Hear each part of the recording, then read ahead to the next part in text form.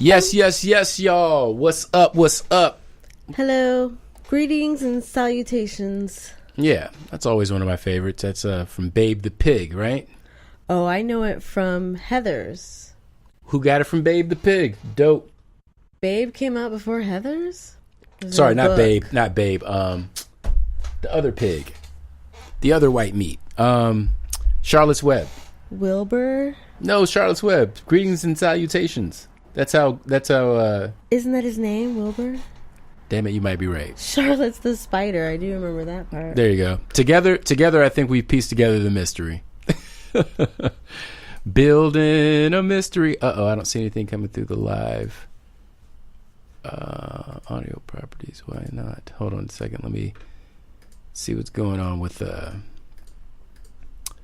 our. Oh, there we go. Perfect. Wonderful. Now people can hear us if they're inclined to listen to us live on our live stream on Facebook, which is a thing that we do.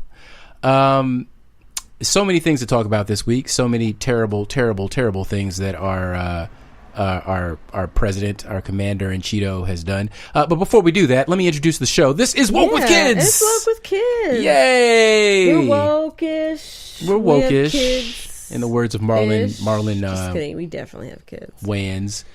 We have kids. Yes, we most definitely. That is the one part of the equation which is undeniable. We may be woke from week to week, but we are definitely saddled with these damn kids. I'm Melissa. And I am Inyaze, so I've been told. We're here in gray Los Angeles. That is an accurate description. It is, I would say it's unseasonable, but it's completely seasonable, and this is what happens Sometimes we do get a June gloom, even though it's recently turned summer solstice. Yeah, summer solstice just happened too. Yesterday. That was cool. That was really great. I enjoyed existing while that happened. You know what I mean? So we got lots to talk about. You want to do your shout outs first? Some shout outs first? Wow. Change it up, yeah. All right, why not? Let's just. Oh, I don't know how easy that is to. No, it's fine. No, that's why I'm not mad at that. Let's do some shout outs. Why not? Let's just start off with something a little bit more upbeat than Trump be trumping. Okay. All right, let's do it. Let's experiment with format, guys. The dark reality. So first of all, I want to say thank you guys for tuning in, because a lot of you guys have been listening overall. Ever since we were on the Black Guy Who Tips, we kind of blew up. So I always feel like I should give them a shout out. Really appreciate you guys. Yeah, man, the OGs. And of course, it's a great show. It's a fantastic show. Are you not listening to the Black Guy Who Tips? You're fucking crazy. It comes on every day except for Friday, and they have all kinds of amazing content that they produce, as well as the live, the free podcast, daily podcast. They also do a lot of reviews. They do a lot of reviews of things. They sell merchandise, and they're about to have their first live taping, live show, where people can go and actually be in the audience and interact with them. And it's really amazing. Cool. Yeah, I mean, like, I'm not to say that I'm impressed, because this is what I expect them to be doing, but I am impressed. You know what I'm saying? It's impressive. But I don't want to imply that it's somehow it's somehow remarkable for what they normally do. They normally do amazing stuff. So this is just another one in a long string of things. And so if you want to go down and be a part of that, they're having that in North Carolina, in Charlottesville. And I wish I knew exactly all the details, but I don't, but I can post them. So check them out. They're dope. Also, thank you guys for listening to us on SoundCloud. That's a good thing. We appreciate that. What is the White Pants Society? We appreciate you. Yeah. In the Black Podcast, which is a friend of the show and a former guest. We'll have to have them on again soon. Oh, yeah, we should. Tactless Know-It-Alls. I love that name. We have threatened to make them a guest on the show. I think we'll eventually get back in the mode of wanting to be social again and have people on the podcast. That's a good thing to do. Be social.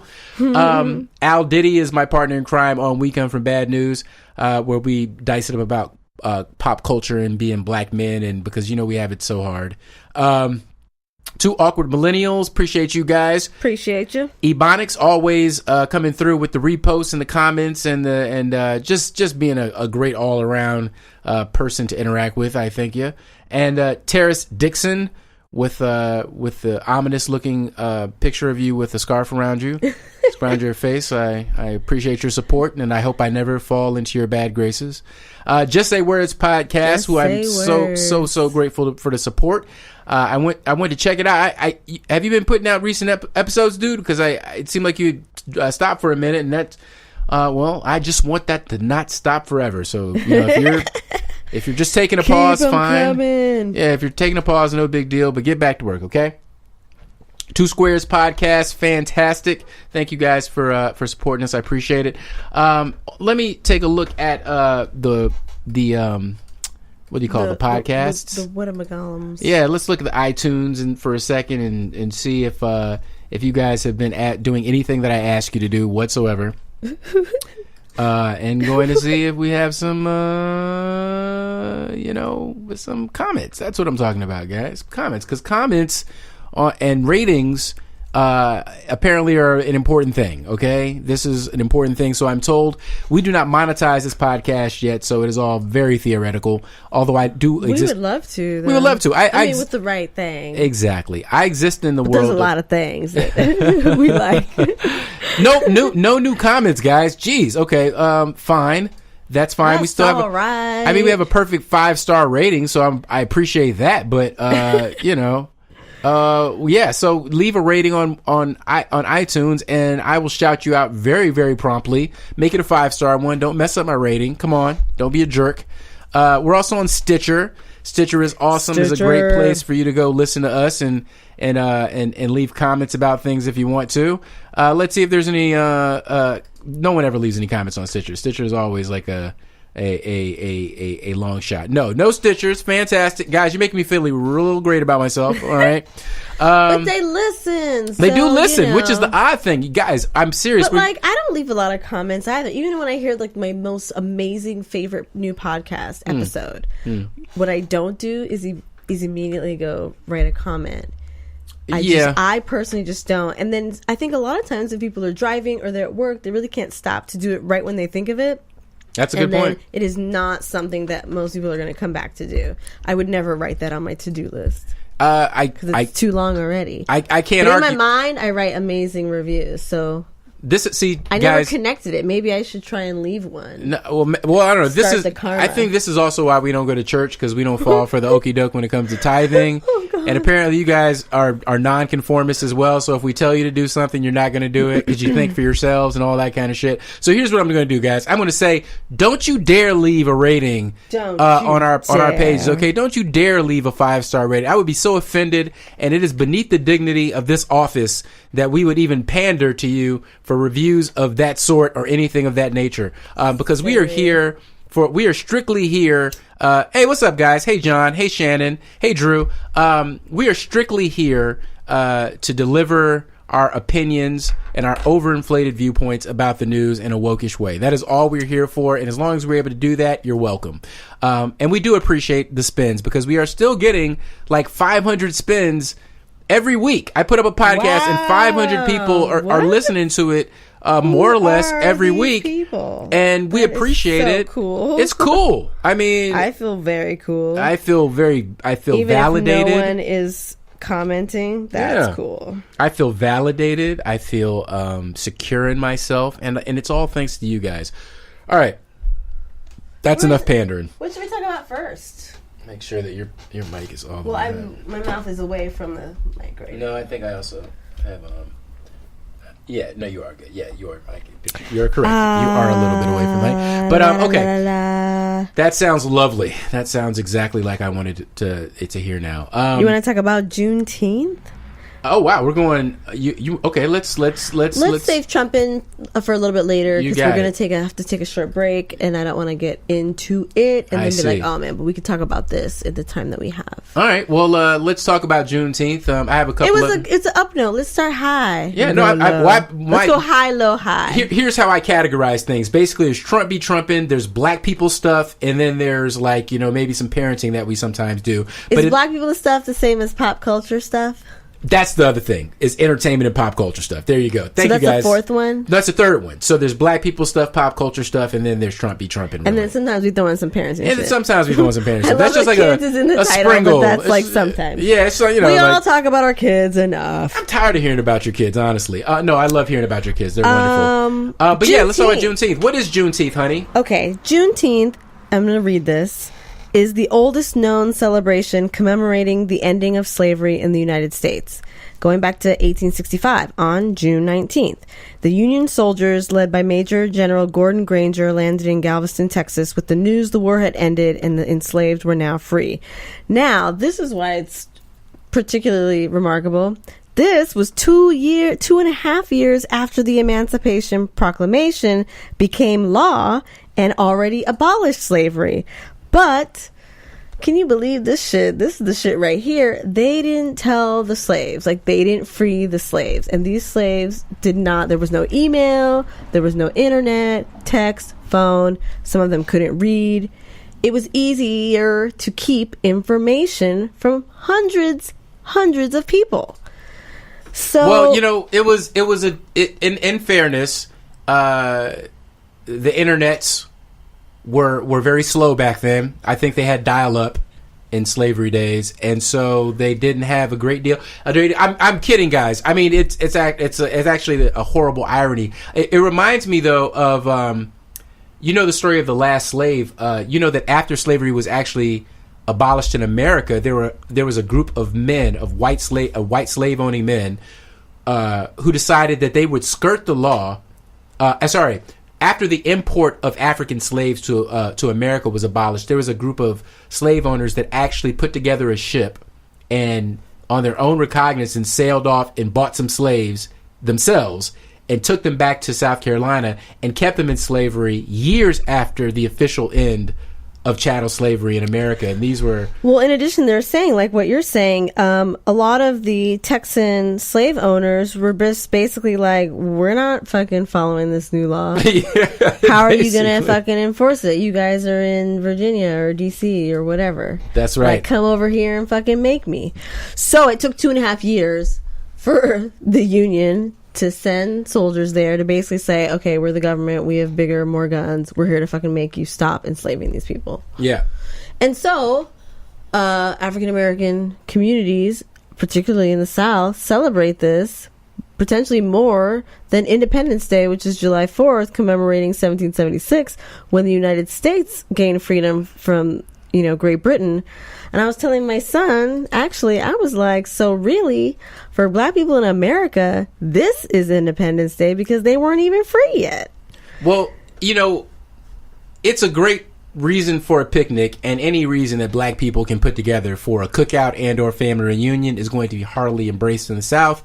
And Juneteenth has always been one of my favorite holidays. In Richmond, when I went to school there would always be a big celebration and a party where, you'd have the African dancers and you'd have the children, and they'd come out in their skirts and the da-da-da-da, and they do the little dances, and then we sing, and you hear some gospel, and you have a lot of cookout and some fried fish. Did you learn about it in school? Because it was not in the curriculum here in Southern California. No, not like talking about. I grew up in Virginia, which was definitely a slave owning state, and right. they so cover the whole state. Kind of. Is it just the black people talking? Just about the black it? people. Okay. Yeah, Juneteenth is highly unofficial, and but I mean, like, everybody got those obligatory, like, 3 paragraphs of slavery in their oh, right. You know what I'm saying? When it was like, slavery was from a historical standpoint, it never really talks about how in this one particular city in this state, this kind of signified the real end of slavery. Yeah. Well, oh, you know what? Thank you for bringing that up again, because I wanted to also add some details to what I was talking about. Africatown was the site of the last illegal shipment of slaves to the U.S. That landed in Alabama. I said South Carolina, but it's actually Alabama. And that was actually the place where there were people that some slave owners actually rebelled against the law and actually went and purchased new slaves, and one of those guys recently died.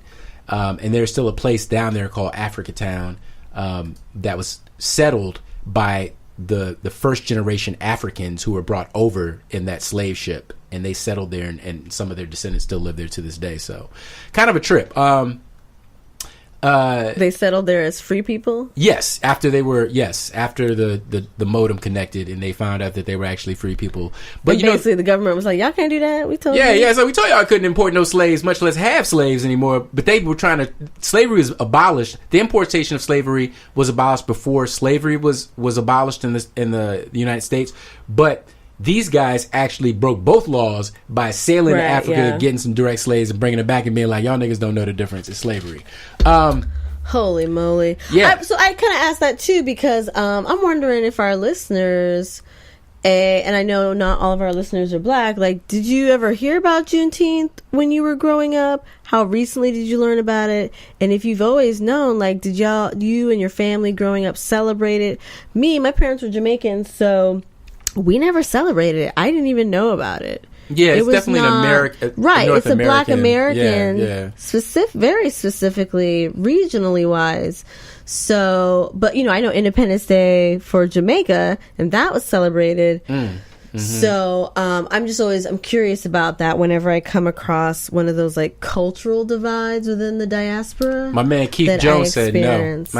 He said, "Where are you from, Keith? Where you from, Keith? Yeah, we've got a Facebook Live. Yeah, we appreciate it. And what's up, Mildred? Conversation. Thank you for joining us. But I like it, and being that our children are living here in America and are the descendants of African Americans who were brought here as slaves, this is very much part of the history, and I definitely sat Langston down and talked to him about it. Yeah. And it's something that I'll remind them of every year so that they know their history, just like we would about Martin Luther King or, maybe some of the lesser known peoples. Well, Angela Davis, Medgar Evers. Absolutely. Well, it goes right to the heart of a question that's sort of been on my mind recently, which is what exactly is a nation? We'll get into this later when some Trump be trumping, but this whole immigration thing and like the borders of a nation state and what are the, what does it mean to actually be a nation and to be a state and to have borders and the necessity of borders and that kind of thing. We'll talk more about it. But in particular, in this instance, I often question and grapple with, how necessary and how much education do my children need to be sufficiently black nationalist, and to the extent of, or do I want them to be black nationalists? Because I was definitely went through a very strong black nationalist phase when I was in college. Brooklyn, what's up? What's up, Brooklyn? Keith Jones from Brooklyn. That's what's up. Well, that's unfortunate that Juneteenth wasn't talked up in New York, in the New York public school system or whatever. But that makes sense, but like a lot of the education that we get from those sources is filtered. It's filtered. Concentrated in the South. The history. Yeah, but I mean, but in particular, nobody gets taught about slavery accurately in America because it's an inflammatory topic that could cause you to feel a way about America, a very strong way about America, and cause you thus not to identify with it. And I think the importance of all these holidays is basically to make us rally around a symbol and to rally around a consciousness so that we all go, okay, poop, this is the force. This is this is the power that be. This is why we have to do this because America stands for this, America stands for that. Which is crazy, which is why people are so confused now about this whole situation with the kids at the border, because we're like, oh my God, we're separating kids at the border. But it's like, yeah, America fucking, that's what we do. God. That's what we do. And it didn't even start with slavery, Thank you. Exactly. So but we've done it, and it didn't end there either, more importantly, because prior to as they, killed off the Native Americans, those who basically surrendered and they moved them all over,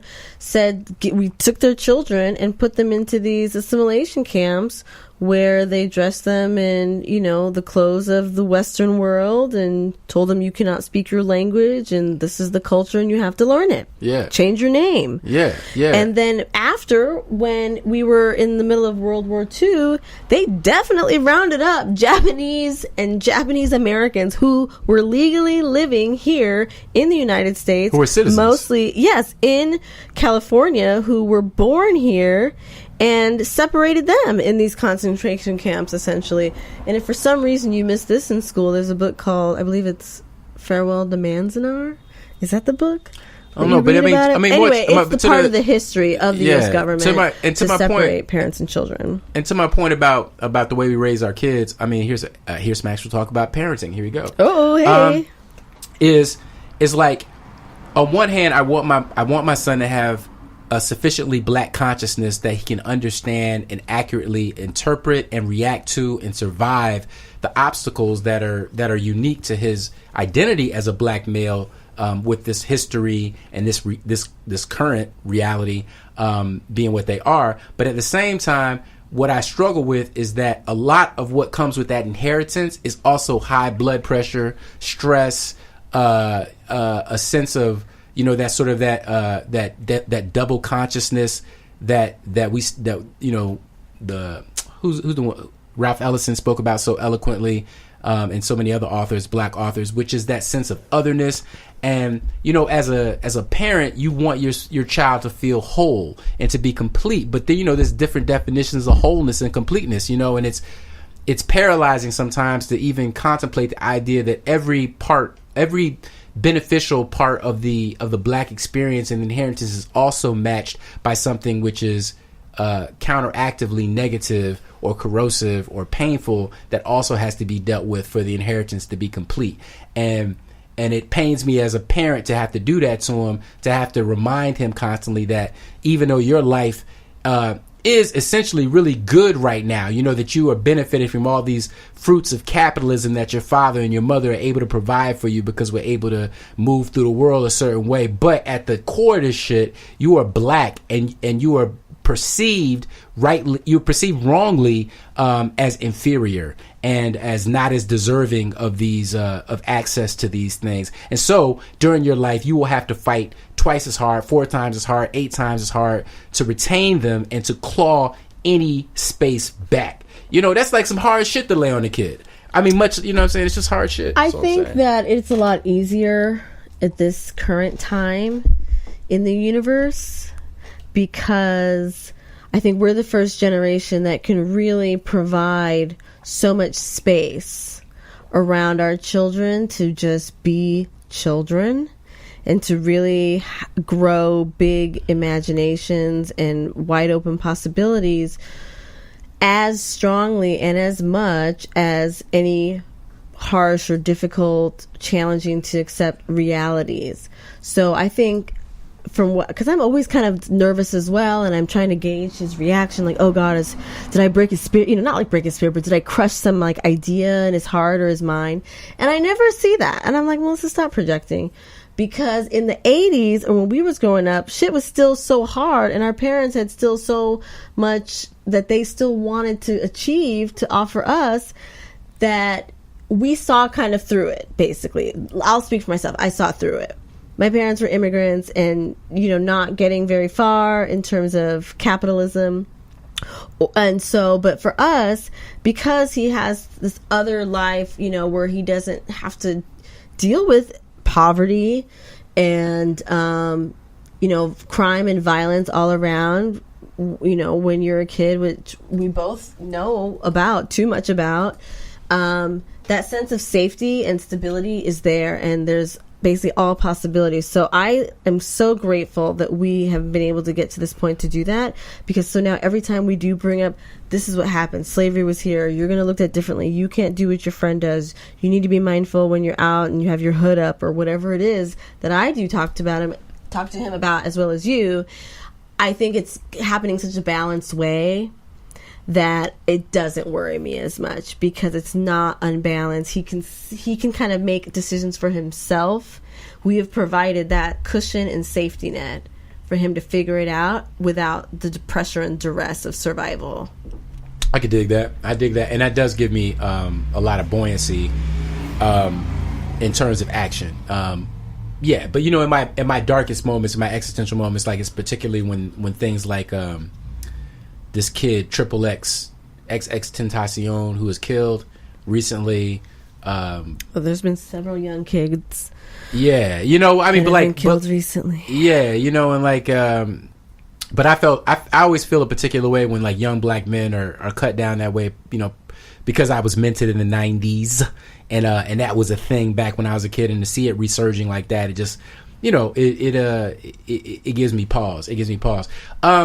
Here's some cool. There were two. One was in Philadelphia. I mean, there were several. I thought I had saved them to talk about them. Yeah, I got some catching hell. We can get into some catching hell right after this. But I want to bring out two positive things while we're still on the note of positivity and family. One was brought to us from Color Lines. Okay. Quest is a new show on PBS, a PBS stream documentary following the lives of a black family during the Obama years, a complex portrait of a working class black family. This looks like something right up my alley, something that listeners of Woke with Kids would be into. It's a 90-minute documentary. It opened June 18th last night on PBS, and it follows the 8 years of this family through highs and lows and the whole 9 yards. And I just think that I think that y'all should check it out. Also, another very good article you should check out. Jelani Cobb came out on Juneteenth, actually, in the New Yorker. Is a very good. Get your Think PC on with that. So, anyways, just want to shout out. Oh yeah, can you read the title of that? Oh yeah. Sure. Really... So, Juneteenth and the detention of children in Texas. He basically draws a direct parallel between what's happening at the border currently. What happened over there before? Yeah, and exactly what happened over there before. I mean, the brother Cobb always bringing that heavy intellectual fire. What's crazy fire about Texas, and I didn't realize it till I actually went to El Paso. I really didn't understand how invisible that border in particular is. I've been through Tijuana, through San Diego to Tijuana, Mexico, and it has basically you can't really see it. You can, but the structures of the immigration government, the infrastructure, the literal buildings are so huge, and the roadways that you're getting to the border and you're passing through. Now, in El Paso, Texas, you're driving parallel to the border. And it's like looking on the other side of the freeway. And you see houses and a whole town. And the river is there. You can't really see the river because the freeway was up. But you can see all the houses just like you're driving on the 10 freeway here in LA. You can see everything. And I just kept thinking, that's fucking Juarez, Texas? That's Texas. I'm looking right at it. If somebody waved, I would see it. If somebody was flying a kite, I would see it. And so... we got some mic fixing. Thank you. So, for millennia, people, before there was an official United States, people have been crossing this border. It's like crossing the goddamn street. Yeah. Whether it was for medical care and their families. Clearly, it would be like if somebody moved from Echo Park to Venice.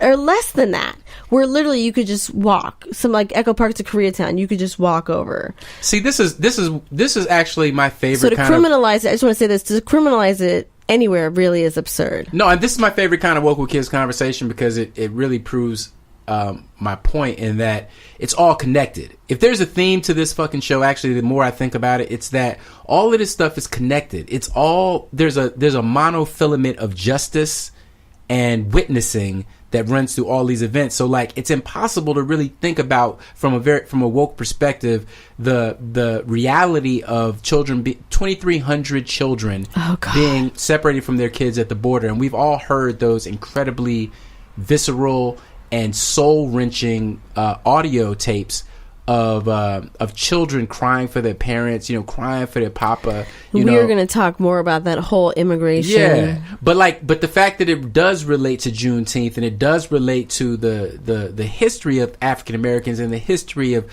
Japanese people in the Nisei in this country and Native Americans and it relates to Black nationalism and the idea of nation itself. All of these things are connected in a way that it can sometimes be daunting to the human mind, but that's why we talk about them to become more conscious of the unity and the way that we are interdependent with each other with this. To keep with the theme though of Juneteenth, since that's what we're talking about, I want another positive thing. Pharrell and Kenya Barris is the creator of Blackish, are getting together to turn this historic day into a musical, which I think is just phenomenal. So that's amazing. That's amazing. I'm hopeful. Yeah. So I mean, I have no doubt that's going to be dope. And if it isn't dope, I'm still going to say it's dope, and you should watch it. Well, I hope y'all celebrated or knew about it or maybe learned something new. Yeah. You want to take a little break? Oh, man, that was a fantastic break. I feel so well rested. Oh, God. Did you stretch? Do some yoga?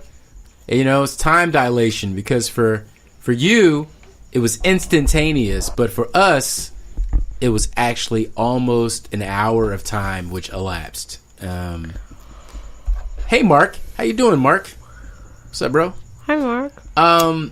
Always glad to see Mark Anthony. Always a pleasure. It's a friend of the show. Anyway, yeah. So thank you for letting us take that little break. Mel's gonna have a night on the town this evening. Yes, And the so girl's birthday. So Yeah. we're gonna go out and dance, and they're going to dinner. Yeah. Another friend of the show.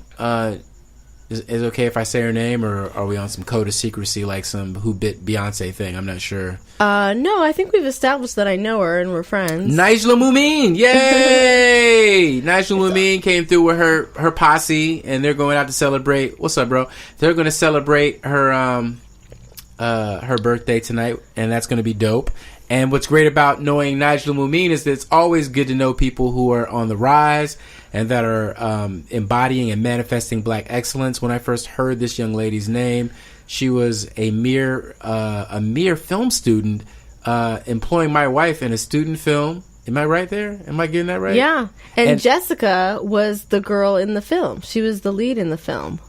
That's Awesome. how we all met at the same time, but they both went to Cal Arts at the same time. And Jessica was one of the other ladies who was here. Yeah. And now Nigella is now like directing full on directing Ava DuVernay shows and shit. And She did, yeah. She directed an episode of Queen Sugar. I think. Oh my God! I'm not sure what number it is and exactly when it's airing. Probably next month, I think. Oh my God! Sherry just joined us. Sherry, that's super dope. Hey, how you doing? Sherry's my sister from another mother from way back in the JPS days, an original JPS-er.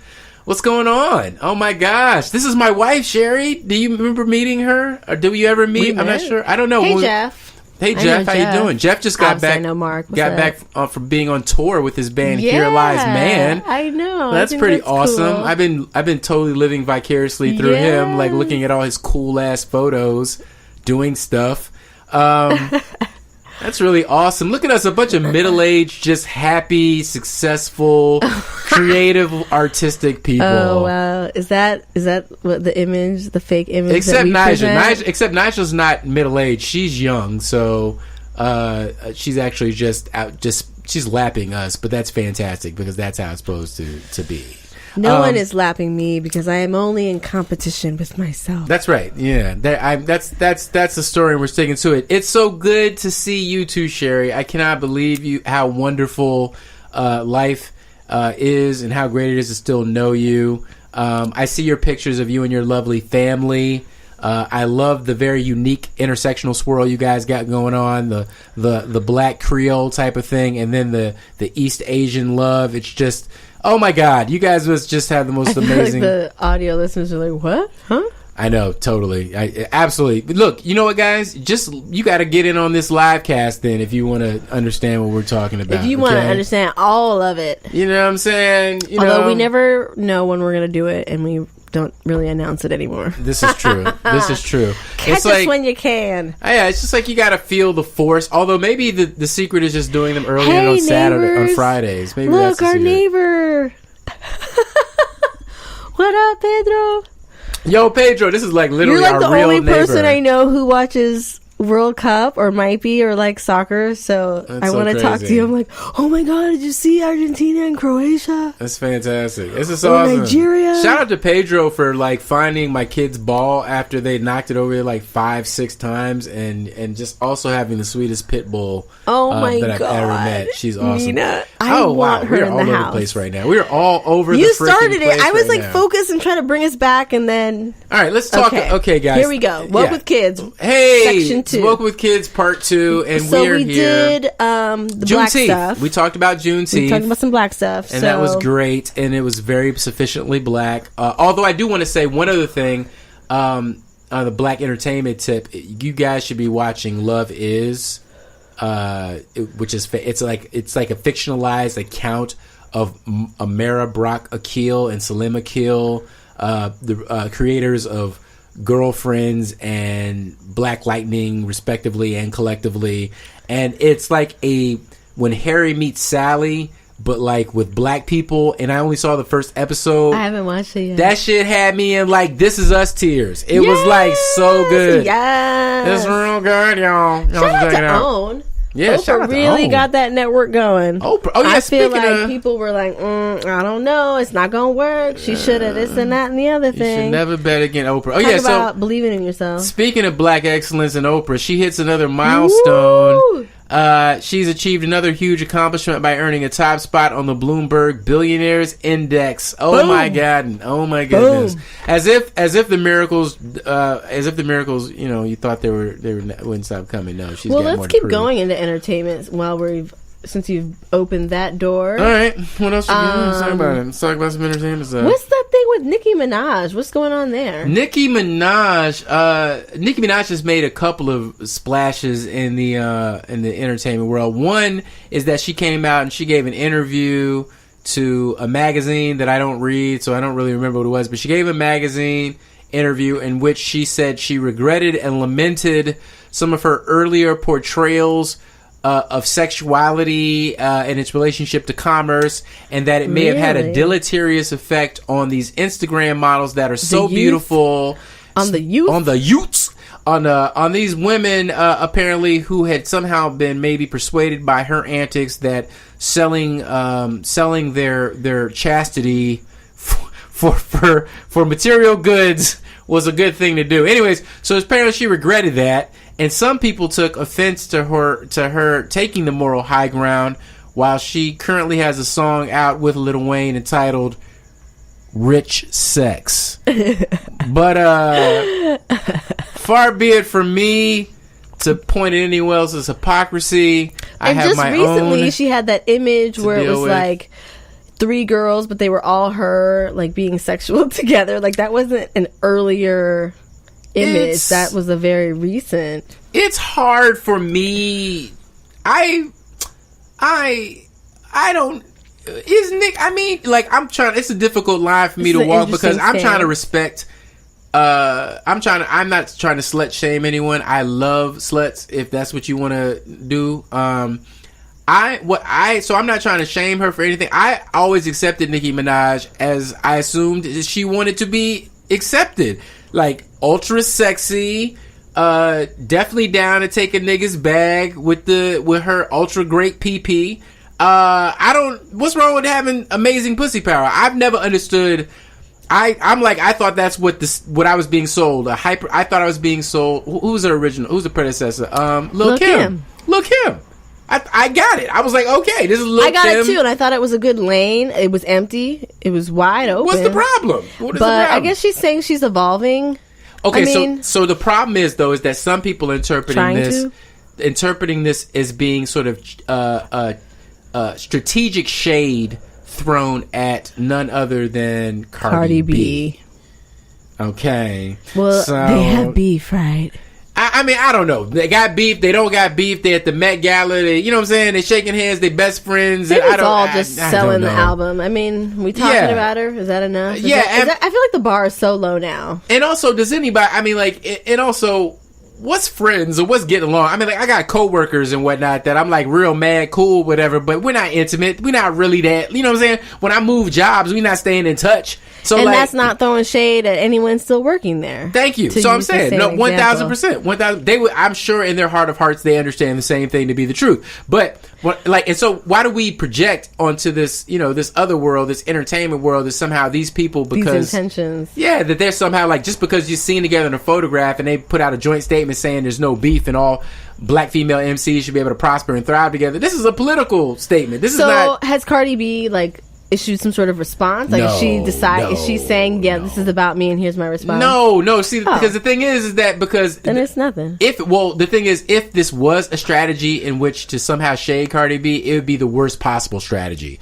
because now Cardi can just float, but she's a mother. Cardi B is a mother now. You know what I'm saying? And she's the first one to say, yes, I sold my body in this way, and it allowed me to get money and leave this abusive relationship. I mean, it's her whole story. I don't dance no more. I make money moves. You know what I'm saying? And she just had a child. She already had it? I don't know if she... I'm sorry. Maybe she didn't just have a child. But, I mean, she's having a child, which is, I mean, like, she is a mother now. You don't... You know what I'm saying? Like, she's progressing in her life. She is already lapping in that particular... You know what I'm saying? Area. I'm like, I don't see how you could throw shade on that. So it would be a very bad tactic if Nicki was trying to throw shade in that way. I see. Right? But you know, I don't know. People got to have something to talk about in the microwave culture. You know, we gotta keep this. So what else is the chitter chattery? Oh, so the other thing with somebody's album was delayed. Well, oh yeah. So or didn't get no shine because something else came out. Oh, I didn't hear about that one. Oh, was it like Nas' album came out and then Beyonce's album came out, or Beyonce Jay-Z, and then it was Nicki's album has been perennially pushed back. Like now her thing is supposed to come out in August, and who cares? You know what I'm saying? Like, but no, the big thing is that nobody's feeling the music that's coming out. You know what I mean? Like, this music keeps coming out. But that's not even what I want to talk about, because this is not a music critique. What I want to talk about is the other thing that came out is that she just announced that she was an illegal, quote-unquote, immigrant when she came over as a kid. And so, personally, I am highly in favor of this rebrand. I think that this is just the thing that she needs. What's up, Jeremy? By the way, on the live cast. Always good to see Jeremy joining us. But yeah, with Nicki, I don't have no hate towards Nicki, but I feel like what we about to see is the ascendancy of Cardi B to take the spot that Nicki has been occupying. And, you know, I'm not trying to... I'm sorry if you guys have just been introduced to this party, but this is capitalism. And on one level, you know what I'm saying, maybe everyone can exist in an artistic space, but that's generally not what we're talking about in terms of pop stars.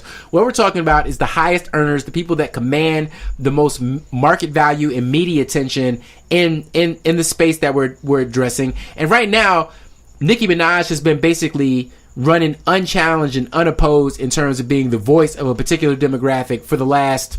I say 3-4 years, maybe 5 years, maybe even longer than that. And Cardi B has made a definite shift in that attention getting in 1 year. In 1 year, essentially. So yeah, I feel like a lot of the so basically what I'm saying is that when Nicki comes out and starts entering into the debate about immigration and this kind of thing, I am unfortunately a little bit skeptical of the motivations behind this recent spate of addressing and rebrands. I think in some ways this rebrand will help her kind of regain some traction, because now it's not a direct competition. She's like, I'm not hypersexualized no more, so don't compare don't compare me to the other hypersexualized female MCs out right now. Pay no attention to these ass cheeks. I ain't saying no names, but if anyone else is like talking about how they do this and that, and pay no attention to the lyrics that I am saying right now out of my mouth on the song you were listening to. In that sense, I'm like, well, I'm really curious to hear if the rest of the album reflects this supposed rebrand or redirection in any way towards... Is the music good? Justice? Is the music any good? Of course. Yeah. I mean, because no one can... I think Kevin Hart... Kevin Hart came into some criticism because Kathy somebody, I can't remember her name, the woman who severed Trump's head. Oh goodness, so much. Said Griffin, Kathy Griffin brought him into her conversation for some God knows reason, talking about why doesn't Kevin Hart speak more about political issues? I'm taking the heat or whatever. I mean, I do agree with Kevin's response though. Kevin basically came back and said nobody wants to hear. People are tired of hearing comedians talk about politics. I think there is some truth to this, because at the core of why we listen to entertainers is that they are supposed to be talented and entertain us. If you can do that and also have some coherent, cogent political message that you feel like you want to put out there, fantastic.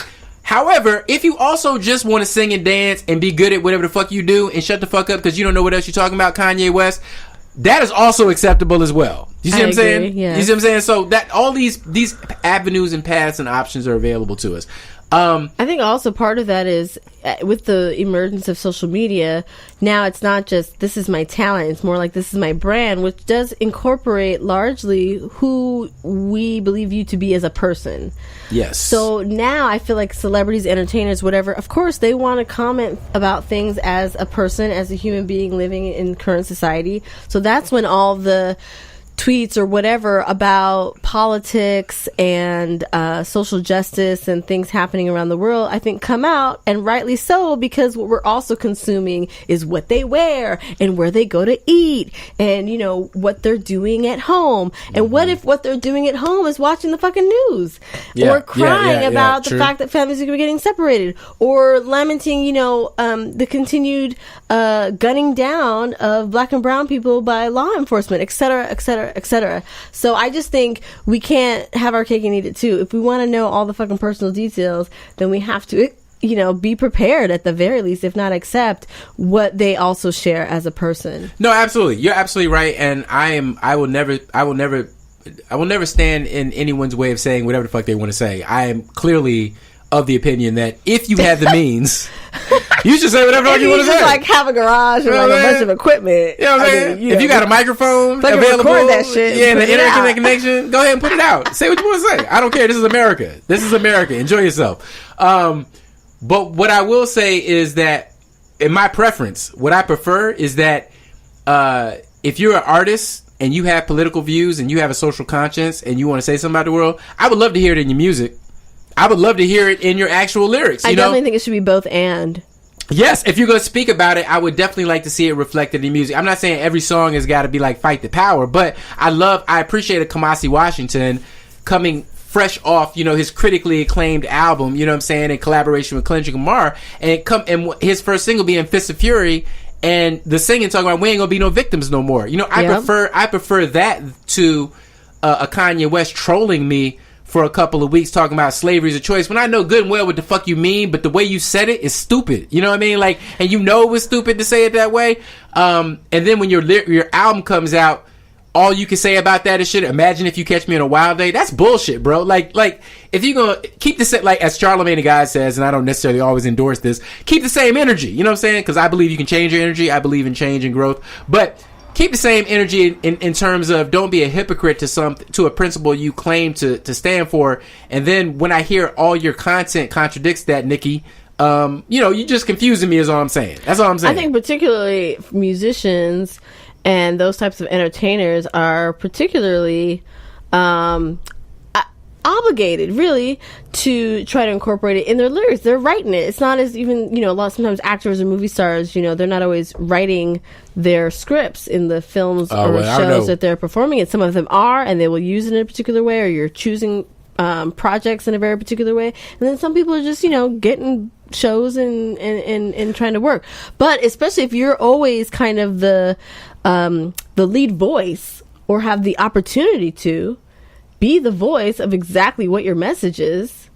Well, you know, a lot of people. Why not, as you're saying, to your point, put a song or two out of 12 out. That's or 7, or your 7. Give me 2 out of your 7. If you're messing with Kanye West, give me 2 out of your 7. Yeah, that's still less than 50%. So yeah, well, obviously a lot of singers and rappers these days aren't writing their lyrics, which is, you know, part of Pusha T's beef. So maybe they don't have that option. Also, shout out to David Simpson. Appreciate you joining.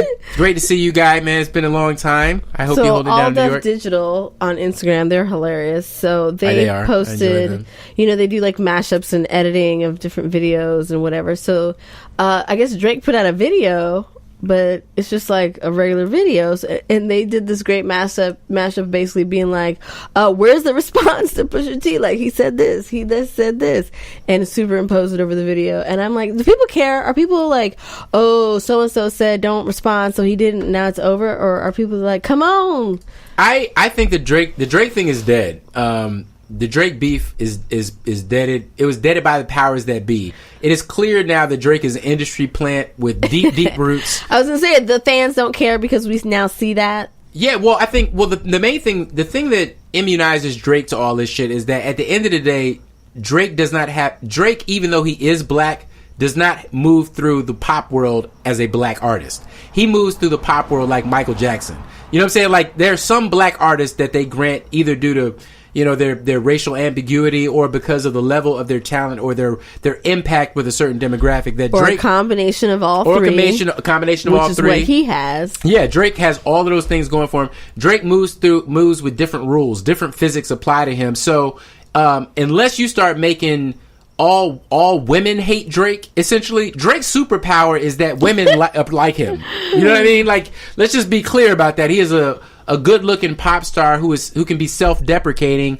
Who can be self-deprecating, can pull off vulnerability and swagger at the same time. That's a very hard thing to pull off. You know what I'm saying?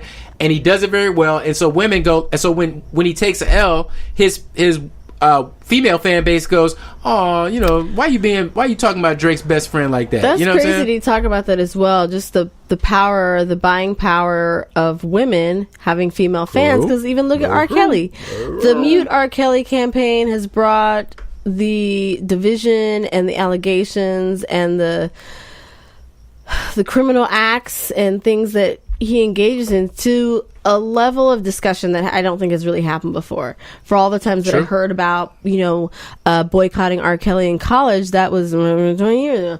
So now, later, for it to kind of be on topic now in terms of pop culture, and to still have so many black women coming out with t-shirts, wearing t-shirts like "I stand for R. Kelly no matter what." So, I mean, you know what's crazy though? You ain't lying in terms of them keeping Drake afloat, because some people will keep R. Kelly afloat. Well, I mean, I've been really thinking about this recently in my head, because I'm always trying to parse out what reality is. And like, I've come to realize that that the simulation isn't just the media. Like, the simulation isn't the internet. You know what I'm saying? Like, currently right now, there's a fad and a fashion for everybody to get, super woke. And to the idea that, like, oh my God, I'm in the Matrix. The media is telling me these things that aren't true, and the government is a plot. I'm like, basically people having that paranoid conspiracy thing that you're supposed to get in your sophomore year in college when you smoke really good hashish. And everyone is supposed to go through that, and you're supposed to move past that, and then live your life and make choices and decisions and put your stake in the ground. But by increasingly, what I feel is that the internet is not causing us to slip back into this sort of immature thinking. What it is exposing the fact that we never ever really left it. That the simulation is in our heads. It's not the internet. The internet is bearing out the lie that all along that we've had sort of like sound thoughts in our own head, and that we've been believing true things in our own privacy, of our own intimacy, of our own minds. But the truth is, motherfuckers been supporting demons and monsters forever.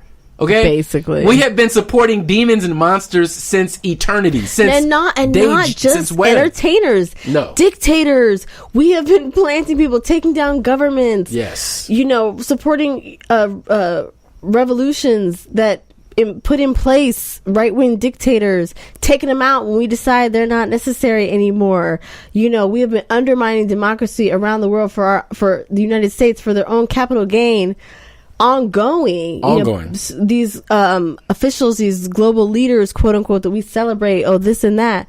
All your faves are trash. So you can't put your faith in man. What exactly? Like, you know what I'm saying? Like, I hate to brush off my scripture and shit, but you know what I'm saying? Like, we can do it. Yeah, but original sin is original sin. You know what I'm saying? Like, either we all participate in the sin, or there is no original sin. The original sin predates all of us. We are all complicit in the original sin. You dig what I'm saying? Like, basically saying we're all imperfect. We are all flawed. We're all prone to mistake. The word sin actually just comes from the Greek. That means error. Prone to error. We're prone to error. It's not personal. I think nowadays people don't want to be called out on any shit whatsoever. That's why when you, like, there used to be a time where you could be like, hey, that's racist. Oh shit, I don't want to be racist. Well, let me not do that thing. Nowadays it's like, oh, that's racist. What, you calling me a racist? I ain't no racist. They immediately jump to you're condemning me as a totality, as an absolute. And nobody's saying that. What we're saying is that the actions that we can partake in can be right or wrong, but that we as people are always prone to fucking up.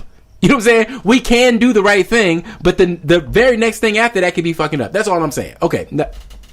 Church over. Sermon concluded. Go in peace. Praise dance. Praise. You see what I'm saying? But right now, the internet, what it is doing. Can we pass the collection plate around?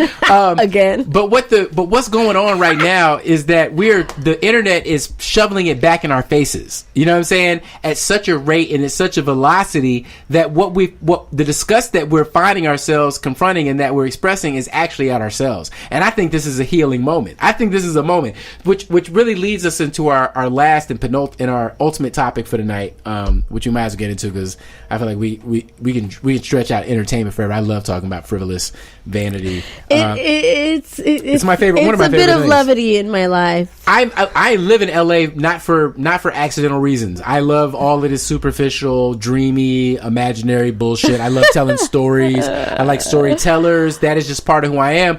But all of this stuff does connect. It is sort of a reflection of the truth of what we're going through right now. And the thing that we're really going through right now is this questing of the soul for like, what is America right now?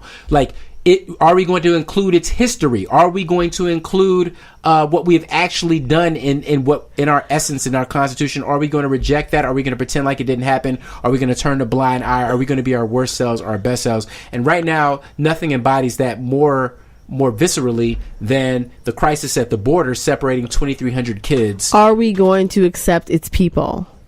And not really, I think, until this moment, since Trump has been elected, has America kind of pulled off the wool and said, America is for straight white Christian males. Preach. Listen, and basically the rest of y'all that are fucking here already, y'all are below us. Y'all can kind of stay. We might fuck with you. And as long as you always remember, we are the boss. As long as you know your place. This the master right here. We were just listening to a podcast, one of my favorite podcasts right now, Malcolm Gladwell's Revisionist History, is talking about Sammy Davis Jr. and the hug heard around the world. And Sammy Davis Jr. was, in his autobiography, relates a tale where he was beaten and humiliated by some fellow soldiers when he was in the military, and he vowed to himself after that experience that he would never experience, no one ever do that to him again. But the way that he did that was by essentially associating himself with power and abdicating his, sense of blackness and to be a part of this other world. And he became friends with Richard Nixon, while he was the vice president, and they stayed friends. There's a lot of parallels between this shit, Kanye West and Trump as well, in the way that Kanye West talks about Trump makes him feel validated because he paid attention to him and Obama did not. You know what I'm saying? Really teasing out the idea of the ego that's involved in this. But with Sammy Davis Jr., that in particular is crazy when you think about it, because this guy was hugging Nixon, and Nixon at that time was renowned for being like, these niggas are not smart, they're not intelligent, that all of these social programs are wasted on them, that they're animals, that they're less than human, and all this kind of shit. We know who Nixon was, right? But Sammy Davis Jr. embraced him nonetheless during that time, because he felt like to embrace power was to embrace safety and was to embrace a specialness that, that I feel like a lot of people now are susceptible and in temptation to. I think this is why you have the Kanye West of the world, why you have these Sage Steele one of them. I can't remember all these coons. I can't keep track of all the coons, but definitely not trying to keep track over here. Yeah, or Dennis Rodman, you know what I'm saying, crying over North Korean and Trump recognizing him and this kind of shit. And this temptation to the proximity of power tempts us away from our best selves. Anyways, that's not even the main point that I'm trying to get at. The point is immigration right now. Immigration, y'all, is at the core of the question of who is America and what is America. Because up until this point, I think all of us were sold the mythology that America was an open-armed embrace, welcoming anybody who wanted to come to this country, change their life, transform their life, pursue the American dream, believe in freedom, fight for freedom, and that if you came to this country and did that, then you were a part of this dream, that you were a part of this nation, that's what the basis of this nationality was. But now what's being shifted on us is that what this nationality really is that you were born on this land, that you will fight to keep other people out of this land, and that you will consciously and ferociously deny opportunity to people in this land, because that's what we're doing now. And also, to that point, or to add on, crossing the border illegally particularly for asylum, was never a criminal. It's not a crime. Act. It's not a crime. To seek asylum is not a crime. Persecute you as a federal crime. That's right. It was a misdemeanor. And so now what Trump has done... Well, seeking asylum wasn't even a misdemeanor. Well, exactly. Crossing the border was a misdemeanor. Exactly. But seeking asylum has been a hallowed time. And there's a whole process. Exactly. To go through that. But we never separated... I laugh because I'm tired of crying. Yeah, and separated the children. We never did. And also, I want to add so much. I'm sorry, we're talking to each other because there's so much to say about this. But there's this thing out now about Obama was separating families or whatever, and they're trying to make this false equivalency argument. But it's important to note that when Obama was in office, first of all, he was fucked up and dead wrong in a lot of ways. So we can say that. On our side, it's okay for us to criticize the people that we hold in high esteem. That's what we do over here. But Obama did some fucked up and crazy wrong things, and one of them was supporting the irrational border policies that the opposition insisted on, that he didn't even stand for in principle, but he had to enforce because he didn't want to be seen as a weak president. And we already know what that fucking shit was. Even if you can't remember what it was like when Obama was president, I still remember. They, anything that he did, they opposed, and he had to be Jackie Robinson.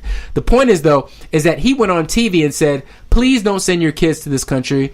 They will be detained and turned back, because at that time the situation wasn't people coming with their families and being separated. It was unaccompanied minors. It was unaccompanied minors. This is so important. It's children. 10 years ago, it was primarily unaccompanied minors, and that's part of why this particular situation is so fucked up.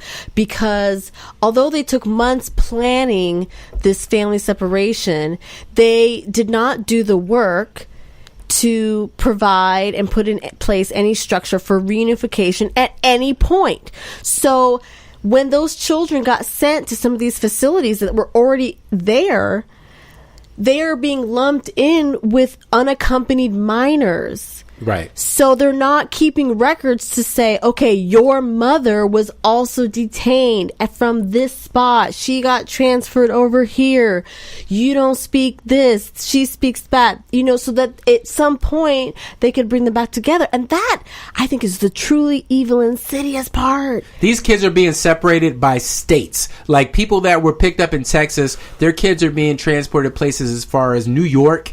They're ending up in like Utah, places they send refugees and whatnot. Their parents are not there. And they're trying to find relatives, sponsors, foster families. Yes, and their parents aren't being notified or giving any way of being able to track these kids. Oh, do y'all remember American Tail? Do you remember that movie? Fievel. An American Tail. You see what I'm saying? Like that's I can't help but think of that movie and how you need to go watch that movie. That they need to either they need to remake that or bring that back, because when that little mouse is separated from his family, the whole movie is Fievel. Finding Nemo, Finding Dory, Finding Nemo. Yes, Finding exactly. Dory. Yes, That's what got you about the sequel. Finding Dory. After how many more years? Nemo was what, 1 day, 2 day? Dory had memory loss, and when she made her way back home, sorry, spoiler if y'all ain't seen Finding Dory, catch up, come on, kids. Catch up, guys. I was bawling because it had been such an extended time, and the parents are like, we never stopped believing we would find you. And now that's what is, my heart is like dying. I wasn't making light when I was talking to you earlier about Rachel Maddow beginning to cry when she reported that they were even being separated and how young some of these children were. 8 months was the youngest I heard. But I was like, whoa, it was shocking. I was like, Rachel, get it together, man. But then I was reading about basically now they may never be reunited. The officials have to start to say the words permanent separation. Yeah. Because there are people working on it, and they are getting no help, no information, no calls back, no details. And some of these families are coming from Central America, and they don't speak Spanish. They need so many people who speak an indigenous Mesoamerican language to help these families be reunited. Some of these children are so young, they haven't learned Spanish. It's not their first language. That's right. And we have no resources to help them. If you've heard... They might not even be able to say their parents' full name. There was this... look, and even when they can... This is when I was like, oh, I get it now. I mean, I don't know why I didn't get it before, but yeah, you can break down into tears. Yeah, there was some of that audio on Rachel Maddow's show was this little girl repeating the only phone number she knew of a relative or her parent over and over again in Spanish, and knowing, oh my God, and she's just saying it over and over again because it's the only thing she knows. Oh my God! I listen to, and the thing that we also have to discuss here is the mental health ramifications. This can cause permanent trauma. This is permanent. Pediatricians around the world ad infinitum. This is done. This is factual. Yes. When you introduce this much trauma and instability and chaos and insecurity of a child being separated from their mother and their father for extended periods of time where they are just crying, incapable of being consoled, this has lifelong effects in terms of their development. I mean, their brains, I can't talk about it. Their brains, some of these kids, their brains are so early in the development. And that's why I always go back to the fact that you fucked up on any way to get all 2,300 kids back with their parents. Well, even because he just signed this executive order saying, okay, we have stopped the family separation, and which he claimed he couldn't do. Which the bitch who runs the organization said they weren't doing. Which they claim they could not do. The woman who runs because the Democrats, Home and Health Services said they weren't even doing. And now, and I do want to talk about that when I come back to that. This idea that basically he created a problem so he could come back and fix it. But no, I forgot what I was saying. But basically, it's just even more evil and insidious that there really was no plan to bring them back together. Well, he's so incompetent. That even now that you are reuniting them, even though you're still planning to detain them as a family for too long, but they're not criminalizing the act.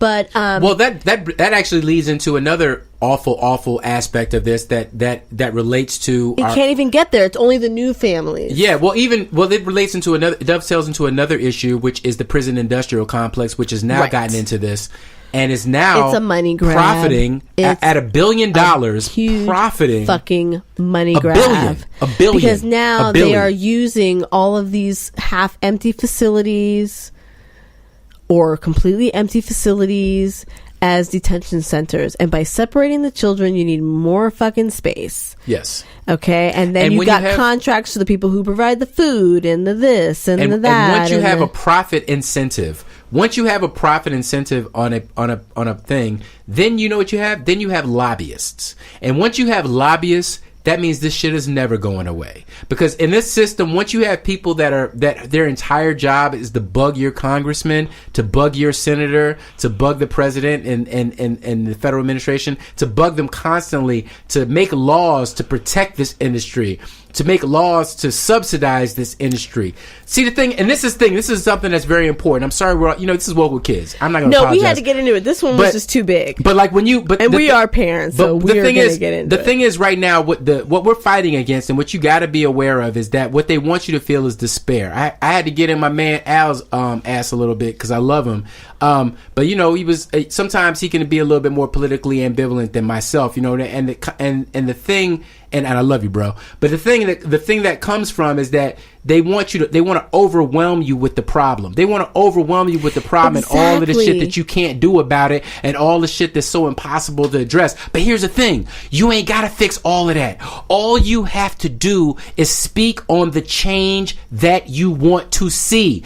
That's all you have to do. Vote on the elections and speak on the change you want to see. Show up at the places you want to see change. That's all you ain't got to change everything. All you got to do is change the shit that you can see. Change the shit that you can hear. Be in the place that you can be in.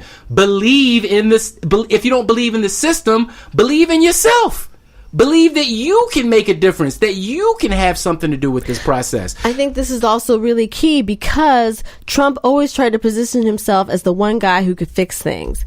But what we didn't anticipate was that this motherfucker would fuck up He is the actively system's fucking shit already up. in place so much that the outrage on all sides from non-supporters will be like, what the fuck? You got Republicans. So at this point, no matter what he does, of course he signed an executive order to stop it. He knew that was going to happen because now whatever they continue to do is going to be deemed okay. He has immediately normalized it because it was so outrageous and egregious that now stopping this one aspect, even though that's still fucked up and those kids may never see their parents again, will basically essentially quiet down about the fact that he will continue to detain families as a whole. But this isn't. And then also that he is kind of living up to his brand as the one white savior and I fix things. And with the increased money that's coming in, and by the fact that they've written down each and every one for 2 months, it's creating this idea that there is this huge immigration problem,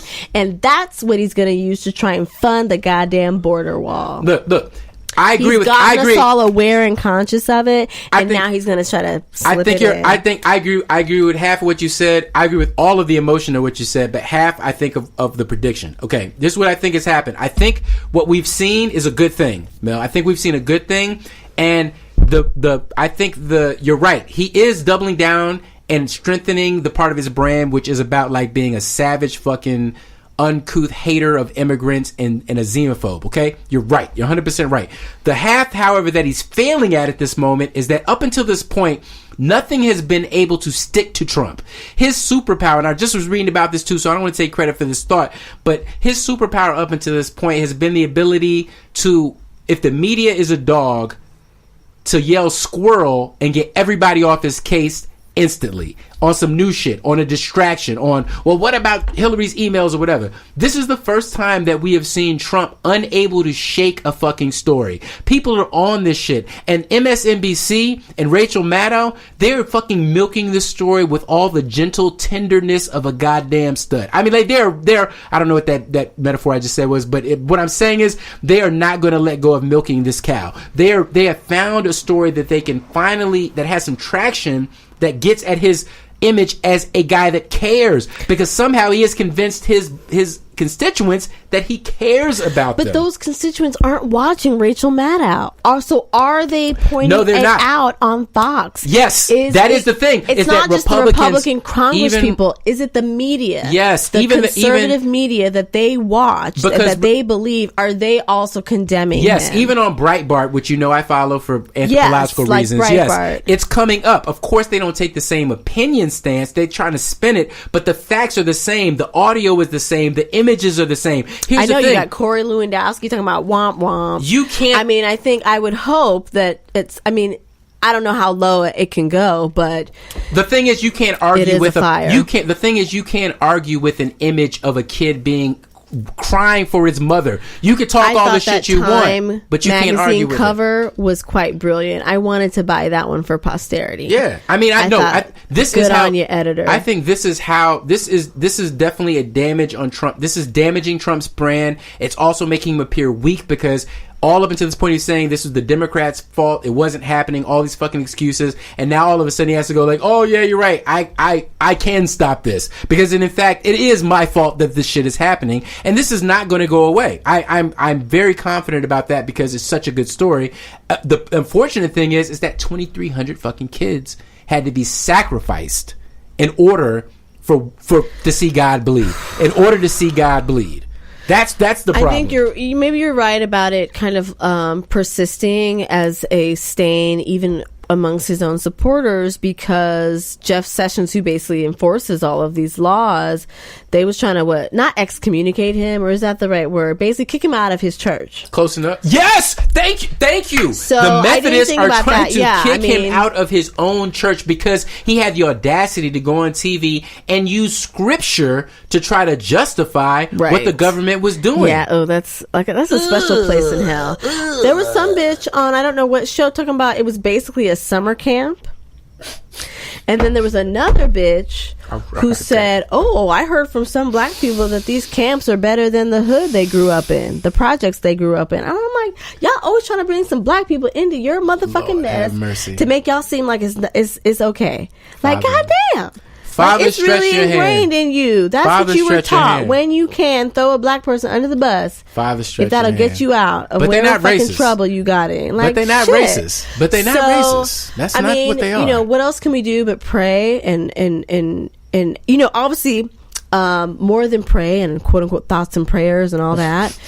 And holding your own children, it's like there's so many organizations that have been helping down there, legal organizations down, particularly in Texas, that have long-standing relationships working with the kids and the families that were being affected prior to Trump's bullshit. Yes. So when Obama was, you know, the president, and as I was saying, there's one group I donated to, RAICES, RAICES. Did you donate too? Because I donated as well. So we double donated. Oh, good. Awesome. Well, we got two kids, so that's the least we could do. Yeah, Refugee and Immigrant Center. They need volunteer translators, and I wanted to, not that anyone, I don't know, who knows, Mesoamerican indigenous languages, Zapotec, Nahua, I'm going to butcher all these. Quiche, Maya, Mixteco. Basically not Spanish. Central American indigenous languages. Yeah. If you know organizations or professors, and I don't even know, I'm trying to rack my brain, like, who can I contact?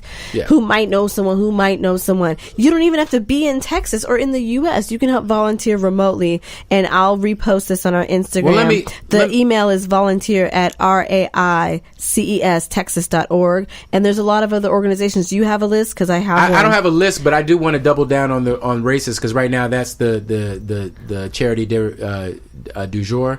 They're raised super legit. They raised $18 million, and everything I've looked up on them has looked super legit. So that's who I'm getting behind right now. Yeah, because I think it's important to focus some of this energy on somebody that can. I think it's important to build a platform. So that's why I'm getting behind them. But they are the Refugee and Immigrant Center for Education and Legal Services, otherwise known as RAICES, RAICES. They typically have an annual budget of $7 million, but because of this crisis that's been going on, and because of the virality of this fundraiser, they have raised $18 million in just the last couple of weeks, which is amazing, and that is beautiful, man. That is what's supposed to happen when decency is threatened. But what's great about this in particular is that people did the right research, and this money is actually being used on the ground to hire lawyers that are necessary and needed to go work with these people directly and to handle their cases. There's not a lot of bloat. There's not a lot of waste in this particular charity, and so I really feel comfortable getting behind it. Here's a few others that I came across that were... Check them out on Facebook. So, and our Instagram, because I came across them on Instagram, and I'll be reposting them from there. But just a few really quick. Pueblo Sin Fronteras, Together Rising, Al Otro Lado, the Florence Project, the Texas Civil Rights Project, Border Angels. So we'll definitely repost that information. And obviously, if you haven't already, calling your congressperson. There's that number to talk about the bill that they were proposing. I think we do need more than just an executive order. Also, Senator Kamala Harris is calling on the director of Homeland Health Services to resign. She basically got up and lied about what was happening to these children. Yes, so she did. Why should we not? I mean, even if Trump is going to paint himself as the savior, somebody got to take the fall. That's his MO. 1,000%. So let's bring the bitch down. I agree, 1,000%. Also, I'll post that information as well. I think I absolutely. I want to leave. I'm gonna say this. I'm gonna sum up this part of the conversation with this bit of information, which I think is important, because without history, we really have no aim. We don't really have any idea where we are. History is the gravity of our collective consciousness. Is how we know where up and fucking down is. And one of the things that's really gotten out of hand in this particular conversation is the idea of illegal immigration, what it means to be illegal. Because in this country, we have a habit of making things illegal, which are perfectly ethical, like a slave running away from its master, his or her master, was illegal in this country. Like a woman voting was illegal in this country. You see what I'm saying? Like a woman owning property was illegal in this country. I mean, you know what I'm saying? So I mean, like, there are things that were illegal that were perfectly ethical, or actually perfectly encourageable. And in this country, we have a long-standing tradition from Thoreau and from Martin Luther King, and all of these people that have used nonviolent activism and civil disobedience to stand up for things. We have a tradition in this country to call bullshit on laws which have no basis. We can do that in America. That is what free speech is for. So that we can say this law or this policy or whatever the fuck you're doing down there in the name of America, I don't feel that. I don't want you to do that no more. Don't do that no more. Don't say that's for me. Don't do that for me. Yeah, especially. But in immigration in particular, historically speaking, and this is another thing I learned from Malcolm Gladwell, so check out Revisionist History, please. A podcast a day will keep the stupid away. Is that we didn't even have an immigration problem in the 1940s, 1930s, 1920s, because when Mexican laborers would come over to work in this country, they would come over and work for a certain amount of month, and then they would go to fuck home. You know why? Because that's where their wives were. And that's where their children were, and that's where the communities were, and they didn't have any interest in staying in America in the first place. They just wanted the money, right? And there are still a lot of families that would do just that. I saw something on about, I forget what city it was in Tennessee, where farmers are having trouble harvesting their crops. Hold on, because these white people don't want these motherfucking jobs. I'm gonna get there. I'm gonna get there. Okay. The problem is, as soon as we started enforcing the border, we turned what used to be a $0 investment in terms of crossing the border and doing this work into a very expensive economic decision. So then these men, when they came over to do the same work, because they still needed the same money, but it cost them more to come over, they were less likely to make to take the risk of going back to Mexico. So then once they're stuck over here on this side of the border, what are they going to do? Honey, yo, Maria, come over here. Bring the kids. Bring Abuela. Bring everybody. We live in America now. We in this motherfucker now. You see what I'm saying? Right. No, it's so true, because like I was saying, El Paso, Juarez, that was the culture. Everyone's coming and going. Yeah. But now that you come and you can't go, then we staying then we'll stay. Then everybody gotta go. If you insist. Or like, if a mom come, of course you don't bring any child under like 10. Think about it. Think about it, y'all. I mean, it's like, you gotta bring the baby. It's like, and what's funny is that these bigot xenophobists will be like, we don't want them over here because they don't want to adapt to our culture. Well, that's because they didn't want to stay this motherfucker. But you insisted. You insisted that when they came over here to make it so expensive to go back home that they had to stay over here for survival reasons. So now they're here, and God bless them. I love it. This used to be their country anyways. It's called California, not goddamn. Right. And you know what I'm saying? I mean, imagine if that part of it could survive. Oops, sorry. Where it was a working relationship between the two countries. We need the labor. You come, you help, we pay you, you leave. Yes. Do you know the only people that benefit from this xenophobia, from keeping this shit firmly separated and apart, are the masters, the landowners, the people. Basically. And right now, our president isn't even a good businessman. This is the crazy thing. We elected him. People elected him because they thought he's a businessman. He's not a businessman. He's a landlord. He's a landlord. That's his whole. He's a landlord and a celebrity. That's his two claims to fame. And landlords don't understand international business. This is why he's imposing tariffs on China. What? That's why he doesn't. You know what I'm saying? This is why he's doing all this stupid fuck shit, because he doesn't have the background and the basis for understanding all these intricately connected things. So this is why you get this. He has a lot of bluster, but not a lot of know-how. But what he does understand is, this is my property. Not your property, my property. So that's what he understands about America. And so that's why for him, everything is a fucking nail, because he's a hammer. Everything is a nail. So boom, we got to tighten up the border. Oh, we got to more law and order. Get tougher, get tougher, get tougher. Oh, they're trying to take advantage of me. This is what we're dealing with now. We're fucking being ruled by a fucking, by a gangster. Because that's ultimately a child. A child, yes, a baby gangster. Because ultimately that is what this results in. My turf, my turf, my turf, my. Yeah, my ego, what I want. Which led me to the interesting realization about Trump's presidency is that because sometimes every once in a while something will happen that you'd be like, oh, that's good that he did that. You know, like he commuted the sentence of this black woman so she hasn't spent the rest in life in jail for some trumped up crack charges. Mind you, he doesn't do the same thing for everybody else serving under exactly the same premises, so there's no consistency to it. But it's like what led me to the relationship with Trump's presidency. You essentially, what you have is good things for fucking terrible reasons and fucking terrible things for sometimes legitimately good reasons. Sometimes he is acting all, he's trying to solve or correct legitimately bad things, but the way he's solving it is the worst fucking possible. Like immigration, or he is to make it way worse. Like we do need to do something about immigration. We do need to do something. It's way worse before it's even better, and even then, it's not better than it was when he started. Oh my goodness! Like what? All right. I know. I'm so. I mean, how could we not rant on about that? It is.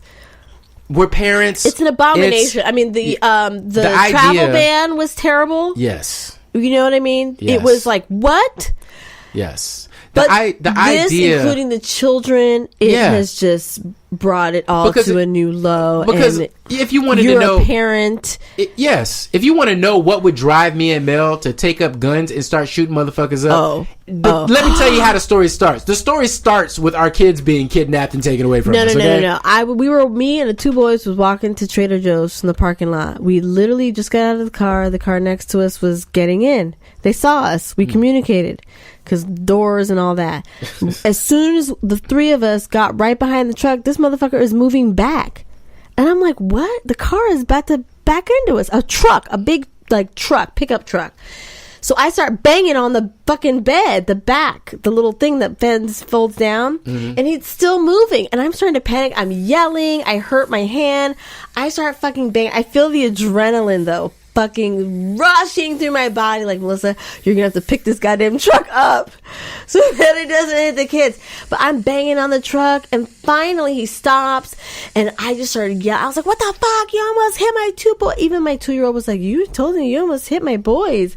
And everyone was kind of in shock, and people are looking, and he was like, oh, sorry. But the point is, who will not turn into a raging mammal to try to protect, save, or be reunited with their child? It is completely normal. And the fact that they created any type of system or legislation to try and contribute to that situation needs to be addressed. Somebody's got to go down, and I hope that this haunts him the rest of his presidency. Amen. Yo, I can say it better myself. This is why in November, this is why the soccer moms turn against Trump. This is why we need you suburban female voters out there who have a conscience, you evangelicals out there who are tired of this bullshit. True. We need you to come to your senses, okay? We need you to wake up. Register to vote. Supreme Court just said it was okay to purge some of these voter rolls. If you haven't gone in Ohio, if you have not voted in the last, I don't know how many elections, get your ass. I mean, this is another thing. I'm going to post this. I'm going to do some research. Where are other organizations that we can contribute to help people go door to door? Some of these people who want to vote or haven't voted in a while, they don't drive. They're far from the polling place in more rural areas. So who's going to the older person's house? Who's going to saying, okay, come elect and vote absentee? My mom does it all the time. Vote early. She don't try to run nowhere. Older people, get them voting early. Yes. Or decide, okay, who's got the van? Who's going to be taking them? We need to start planning now for what's coming in November, because if we continue to let Republicans run the Congress and keep this asshole in office, not only that, but it is going to get worse. Yeah. Well, we are trying to stop the bleeding. Democrats are not your savior. Government. Yes. Bernie is not your savior, but we need to stop the bleeding. That's right. Now. It's not about at this point. It's not even about Democrats. It's about divided government. We need we need some people that disagree. We need the Congress to be a check to the presidency. We need some basic, simple, ordinary, what used to be normal American governance. That's what the fuck we need. Okay, let's get back to that. All right, until next time, guys. Oh my God, thank you so much for handling all of that, for sticking with us. Yeah, man. And I imagine that a lot of you are feeling the same outrage. So again, we'll be posting some of these links to organizations that you can donate to, particularly on our Instagram at Woke with Kids. I'll be reposting some of the information as well to call about the bill, and then we'll try and post some other stuff over on Facebook, Woke with Kids over the weekend. So the fight is not over just because he's signed this executive order. And it's we just really started. need to do whatever we can to help reunite these families, and to also just continue to learn about what's going on so that we can be prepared for November to fucking take this motherfucker out. Amen. Thank you guys for joining us. I Have appreciate a good you, weekend. man. Be blessed. Happy Friday. Happy Friday. Oh, we didn't even talk about Beyonce and Jay-Z. I hope y'all like it. Do you like it? I'm was gonna listen great. to I thought it was it dope. and watch it. I have not. I heard that ape talk about it next shit, time. and then we'll talk about it next time. Yeah, we'll talk. And all right. watch Luke Cage. Yeah, go back. Yeah, it's time. I'm about to say exactly. My kids are probably still awake waiting for me. Oh, to they're watch definitely that. awake. All right, we're gonna watch some Luke Cage, y'all. We'll get All back right, to you check next us out time. on all the things. Peace. Peace.